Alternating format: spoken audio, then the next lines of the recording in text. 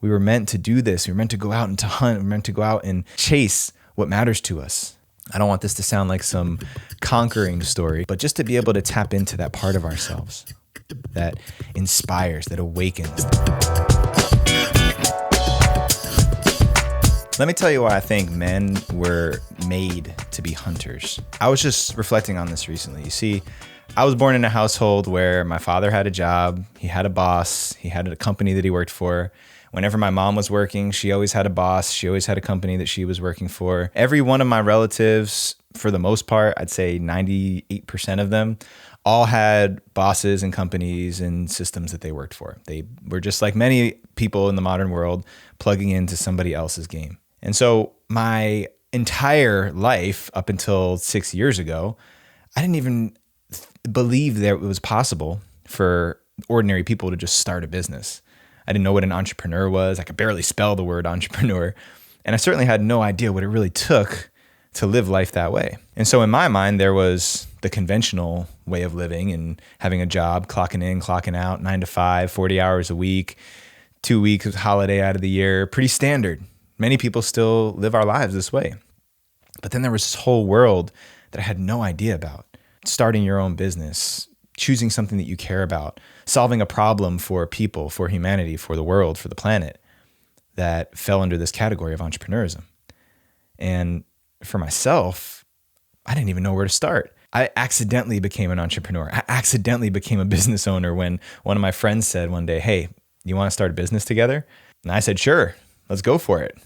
And in those past 6 years, having one business that I started that failed, that we closed down, and then starting the Rising Man, and having worked through all of the growth curves and growing pains over the past 6 years, I've realized that there's something implicit in being an entrepreneur and creating something from nothing that taps into the very heart of masculinity. And I didn't realize that until recently. I didn't really experience where that was coming from until just the past couple of weeks. Because for any of you know out there who have a business, who run your own operation or anything that you care about, you know that when you're the boss, the buck stops with you, which means you hold yourself accountable. I hold myself accountable. I create my hours. I create my schedule. I have commitments that I either hold or don't hold. And the only person who knows about it, who's there to draw the line, is me. Whereas for most of my life, every single other job I've had, I always had somebody else to report to. I always had a boss. I always had company protocols and standards that kept me in line. So for many of us who are going into this entrepreneurial world, it requires tremendous discipline that I don't always have. I'll be honest. I don't always have the discipline to hold myself to that standard. It requires a lot of focus, a lot of deliberateness. It requires a lot of unpaid man hours. There's so many things that are required to be a successful business owner and entrepreneur. Now, why does this matter? Whether you're a business owner or not, whether you identify as an entrepreneur or if you're somebody who has an ordinary 9 to 5 type of job situation, why is this important? Well, I realized recently, because any entrepreneur will tell you this, there's moments in this journey of creating something that I love, that I care about, where I fantasize about, if I could just go back to having the certainty of a 9 to 5 schedule and leaving my work at the office and coming home and just being free for the next 12 hours until I have to get ready and go back to work. Generally speaking, I don't get too far into that fantasy, because as soon as I realize, well, I only get 2 weeks of vacation out of the year. It's not up to me when I take that vacation necessarily. I won't be able to take my kids to school or pick them up or stay home with them if they're sick.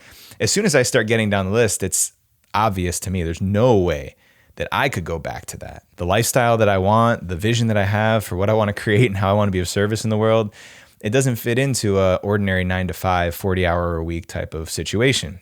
Therefore, there is no option for me but to figure out how to navigate those hard times, like the recent ones where my motivation dips. My level of commitment and certainty and clarity just takes a dip. Like I'm on a roller coaster, just drops down for a minute.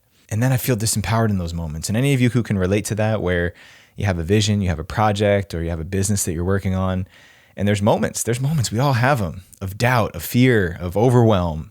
Raise your hand. We all experience those things. And it's in those moments that I know for myself, I need to re-energize and tap back into the spirit of that hunter. And this goes all the way back to what I said in the beginning. We as men were designed to hunt, right? It's in our biological DNA. It's what we know how to do. Now, this is not suggesting that there's any one right way for an individual to live their lives, but there is something fascinating about having something to pursue. We as men, we have to have targets. We have to have goals. We have to have something to shoot and strive for. And when you're an entrepreneur and you're literally creating life and death situations for yourself, I will either eat or not eat. I will either create or not, and have to deal with those consequences. Nobody's going to come save me. Nobody's going to hold me accountable or draw that line for me. I must discipline myself. That's what activates that urgency of the hunter spirit. It's what allows me and creates the opportunity for me to tap in to being a hunter.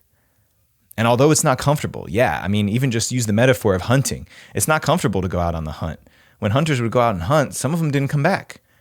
A lot of times hunters go out and hunt and they're not successful. And they come home and they're hungry. And they got to look at their families in the eyes and say, I didn't bring home a deer today. But the thrill of the hunt, the excitement, the way we tap into our senses, the embodiment, just being in the chase, the pursuit is so energizing and life-giving. Now, there's a whole nother topic of how I motivate myself to be in that hunt. Because if I'm motivating myself from stress, from urgency, from scarcity to fire myself up to go out and hunt, it's not the most powerful place to come from. But the very nature of being in the hunt, of being in the pursuit, is the perfect blend of circumstances to activate this hunter within me, to step into that hunter warrior archetype that allows me to focus up, to take ridiculous action because of something that I care about. And you have the same thing inside of you. I do think that this is specific to men. I do think this is specific to those of us who are born with that pursuit identity in our bodies. It's what we were designed to do. It's the reason why we communicate the ways that we do.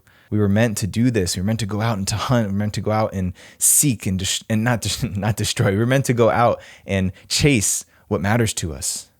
We were given the tools, the physical tools and the mental and intellectual tools to go and to bring home the kill. I don't want this to sound like some conquering story, because I don't believe that life on this planet was meant to be conquered. That's another episode. You should go back a few episodes and listen to that one.